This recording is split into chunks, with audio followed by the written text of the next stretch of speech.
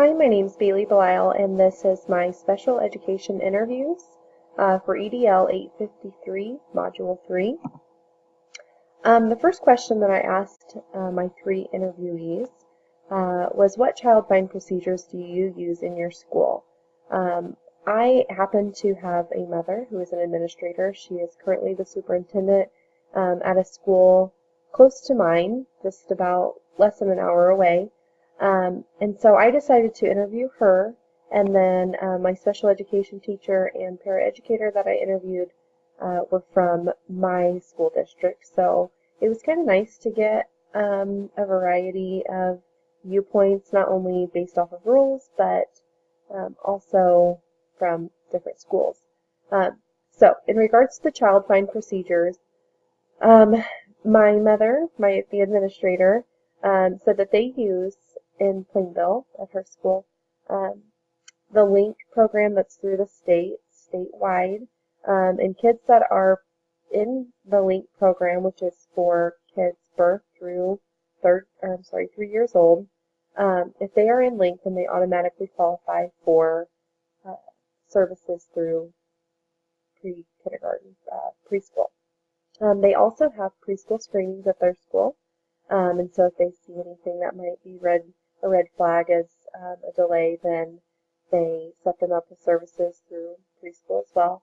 And then they also advertise in the newspaper trying to find those students that are within their district that need to be going to preschool screenings. In my district, our special education teacher, Jana Walt, who is a very close friend of mine, said that we use the dial testing in our preschool screenings. And so, again, we use advertisement through media, like newspaper, or all calls through our district to find students and have them attend preschool screenings so we can get them set up with services if needed. And then our kindergarten through second grade students, this is our first year that we're using Dibbles. We were using Ames Web, which we used when I was teaching first grade, and I really enjoyed it. But we have switched to Dibbles, and we use that as a benchmark process to monitor our students kindergarten through second grade, and we can use that in the need that they need, or in the case that they need special education services. And then our paraeducator, the one that I interviewed at our school, wasn't quite sure what procedures we used for a child find process. The next question, what do you find most challenging in special education? I kind of got a chuckle from a lot of them, but my mom, my administrator, said just having adequate resources to meet the needs of all of her students. She does have some very high maintenance behavioral students in her school, but also students with very severe special needs that she just sometimes feels like it's hard to find the resources based off of our location, just being in Northwest Kansas. It's hard to find the services that they need, and providing staff that she has at her school with the training necessary to assist those students. She said a major concern of hers was support in the area of mental health.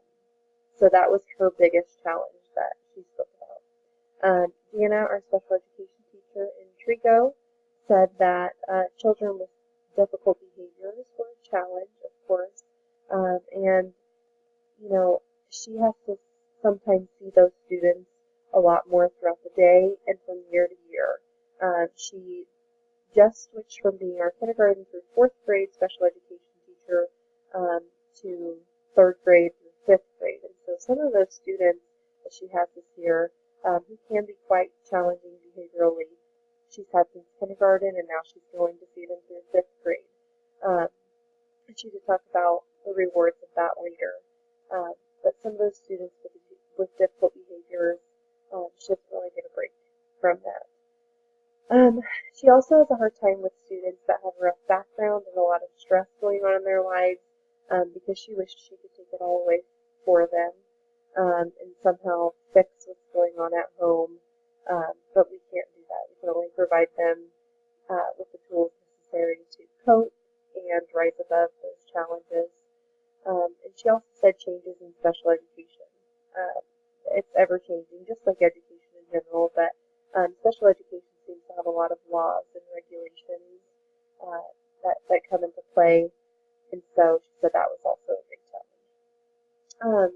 Ruby, our paraeducator, said that working with students with emotional disorders can be very challenging, and then the students that you never know what you're going to get from day to day, just adapting to those challenges can be very challenging. What is most rewarding when dealing with special education students and parents and other teachers? My mom from Plainville said that she really enjoyed seeing the other students in the school interacting with the students with special needs. Like I said, she has some students that have some very severe special needs, and one of them is he is almost completely deaf. He has very little vision and very low cognitive abilities, but she really enjoys seeing the other kids help him and learn from him. She thinks that he, the special needs student, really teaches her other students some very valuable life lessons. And then just being able to watch the students and their growth and reaching those little milestones throughout their education. Jana, our special education teacher, said being able to bond with the students and being an advocate for the students and the parents. Just those students that can be challenging from day to day. She talks about it a lot, how they're the ones that really pull at her heart and bring a tear to her eye often, just based off of the relationships that she builds with them. She has a real soft spot for a lot of her more challenging students. And then being able to educate and mentor the regular ed teachers on how to work with those students with special needs. Even though I have a minor in special education, I don't have near the experience or knowledge that she has when it comes to working with students with special needs, and so I look to her for a lot of advice every year that I have a special needs student in my room.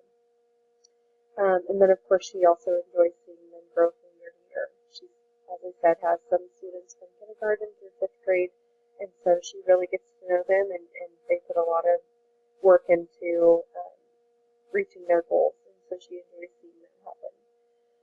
And then Ruby, our paraeducator, said helping students reach their goals no matter how small the goal may be, and that is the absolute truth, I think, for a lot of educators in general, but really in the special education field, we want to celebrate those small, those accomplishments, even if they may seem small to others. I can relate to that 100%. And she also said seeing the excitement in a student when they master concepts, because sometimes it's a long time coming that they've been working on something, and when they can finally get it and feel that excitement, she thinks that that's very rewarding in her job. What advice do you have in regards to support staff? I'll be honest, I don't know how to think about this and how she was going to answer this. She always strives to treat her special education and teachers from the co-op, because it just is a little bit different than being employed through the district, but just treating them like any other teacher, making sure that she's going through and doing observations with them, doing walkthroughs throughout the classroom, just really getting to know the ins and outs of the classroom, and then communicating schedules with support staff that might not be in the building every day. She considered that to kind of be a challenge, because she wasn't sure when she first started at Plainville when the adaptive PE teacher was there, when the school psych was going to be there, when gifted, what day that they were working. So she's really opened up a line of communication with that support staff and understanding their schedule and their goals with her students. And then, of course, confidentiality for all the staff, just making that an expectation and making sure that she's modeling that and making sure that they know that that is the expectation. Jana, our special education teacher, said just being open and having lines of communication with paras and being approachable. She wants her paras to feel like they can come to her with new strategies and questions. She made the comment she doesn't want them to feel like they have any silly questions, that she can be there to answer anything that they might have. And then also modeling to her paras how to treat students and making sure that she's being flexible with her students, so then her paras will be flexible with her students or with their students, and being open to new strategies. Ruby, our paraeducator, said just providing training to the staff so they can best assist the student, and having the resources available to also best help the student. How do you effectively work with parents in special education? My administrator response was building relationships is key. And she said, that might seem like a very simple answer, but just knowing your kids and knowing their IEP needs is so important for so many reasons. When you're talking with the parent, they want to know that you know their student well, that they know that you care about their child. And then working with the parents to decide what best services there are for their child. So she doesn't want them to just come in and say, sign this without really knowing or having any input towards their own child's IEP. Gianna said just being available to the parent and being open to communication, making sure that even if something comes up that's not exactly easy to talk about, that she's just very honest, but that she also provides a lot of strength from the child to the parent, so she knows that she sees the good in them, and that even if they're having a difficult conversation, that it's going to be okay. And then my paraeducator's response said just communicating with the parent, making sure that she's also approachable, because she has to work with some students a lot, and then supporting the parents on anything that might be going on at home or any changes that might be going on with their child, just depending on their needs. And then what is your advice for first-year administrators? Again, my mom really stressed just getting to know your students and their needs specifically for each child, and then she said go to the meetings. There are a lot of administrators that don't go to IEP meetings as they should, because they are the LEA. They have that role of being the final say. And she said that anything that is decided in an IEP, and if people sign off on it, and that LEA, whoever you have there representing you, signs off on it, whatever is decided has to be upheld. And so that all falls back on you if it's not followed through with. And then, so then she said that she has her special education teachers schedule all their IEPs around her schedule. So she shares her schedule with her staff, and the special education teachers have to schedule the IEPs when she will be available and she will be there. Jana said just communicating with her special education staff, making sure that they know the expectations and that that everybody's on the same page. And just for her, she would like administrators to be open to opportunities in special education and being supportive of new ideas, new technology, and all of that, and providing that for them when possible. And then Ruby, our paraeducator, said getting to know your staff and communicating expectations. And I thought it was interesting to see how a lot of the answers were very similar, but just from a different viewpoint. But communication is always a big thing, and getting to know your students, your parents, and your staff, just so everybody is on the same page, working towards the same goals, and it just creates a better work environment when everybody feels like they're on the same team. So thank you for watching my presentation.